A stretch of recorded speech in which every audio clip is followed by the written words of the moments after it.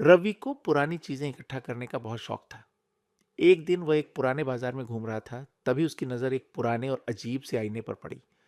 आईना देखने में बहुत सुंदर था, लेकिन उसमें एक अजीब सी खौफनाक चमक थी।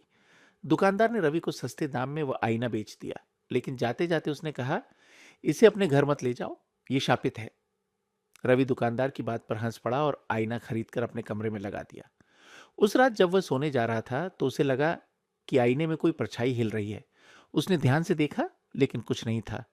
उसने इसे अपना भ्रम समझा और सो गया।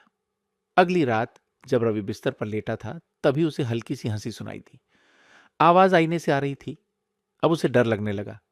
उसने हिम्मत करके आईने के पास जाकर देखा, और तभी उसकी परछाई ने अचानक उसकी ओर मुस्कुराकर देखा। लेकिन रवि हिला भी नहीं था।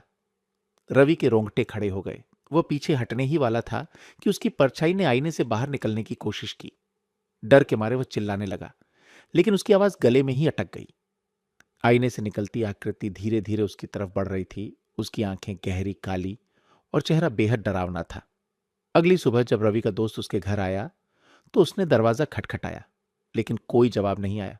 जब दरवाजा तोड़कर अंदर देखा तो रवि कमरे में कहीं नहीं था। बस आईने पर खून के निशान थे, और उसमें रवि का चेहरा दिख रहा था जो मदद के लिए चिल्ला रहा था।